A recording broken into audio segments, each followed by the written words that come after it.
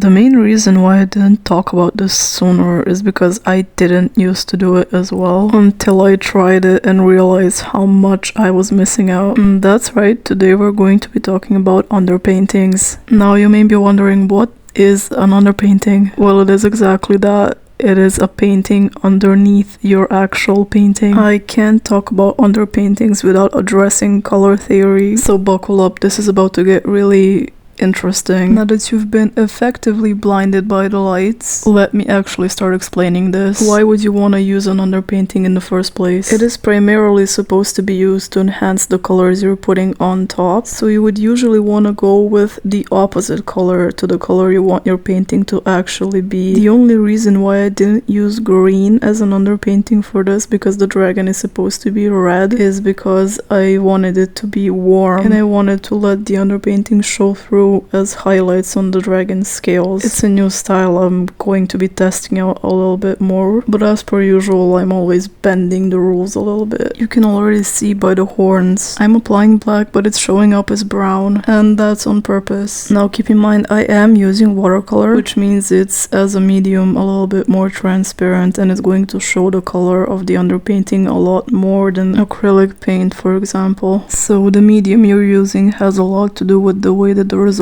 is going to look like, as always, and I'm definitely gonna be testing this technique with a lot of different mediums. Now we're getting to the interesting part and the reason why I chose yellow. As you can see, the red is showing up as more a bit of an orangish hue, which is exactly what I wanted. I wanted it to look like the light that's coming from inside of his mouth, because he's about to breathe fire, of course, he's a dragon. I wanted to make it look like it's affecting his skin and his scales in a little bit of an ambient lighting kind of situation. As you can see where the light is not reaching, like on his forehead and near his eyes, which his eyes are also glowing, so the eyes underneath have a little bit of light casting on them. On his nose also, it's darker red because I added more pigment to the brush to indicate some darker shadows and to show the form of his face. I'm leaving some yellow bits showing on purpose, I already said that, but I wanted it to look like little highlights. This is the way I personally found it really fun to do watercolor, because you can just leave it alone like this and it looks like it has highlights already. You don't need to add them later. I haven't seen a lot of people paint like this, and it's really an interesting style I've been developing. I might move on from it though, I might not, we'll see. I like to change my style. I've talked before about not being able to leave my style alone and how I think you shouldn't either. You should always improve it and tweak it to your current desire, otherwise you're kind of limiting your growth as an artist. Let's get back to the color theory aspect of this little discussion. So according to the color wheel, if you want to paint with some warmer colors such as orange, yellow or red, you're supposed to pick a more cool toned underpainting to really enhance the warmness of the colors you're putting on top, and vice versa. If you want to paint with cooler colors, you're supposed to pick a warm underpainting. If you want to be quirky like me, you can enhance the warmness of your painting by adding a warm underpainting underneath. And I have not tried this with a cool painting yet, so I cannot talk on that. I might try soon, so stay tuned. Now the little pop of blue I'm adding is also on purpose to contrast all the warmness going on. I wanted to add a little bit of, you know, sky lighting, I suppose. Because I'm opposed to painting backgrounds, I'm going to just pretend that he's in a nice sunlit place, I don't know, with a blue sky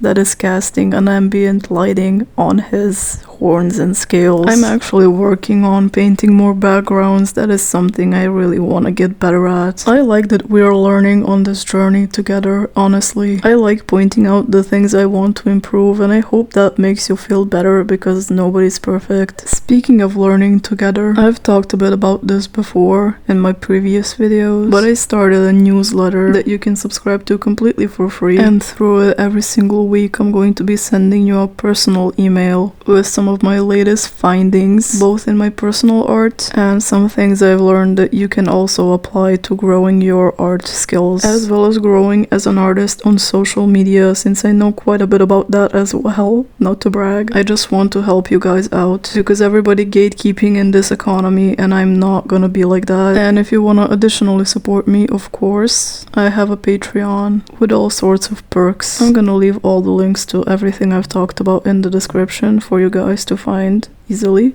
Don't forget to subscribe for more, and I'm gonna see you later. Bye.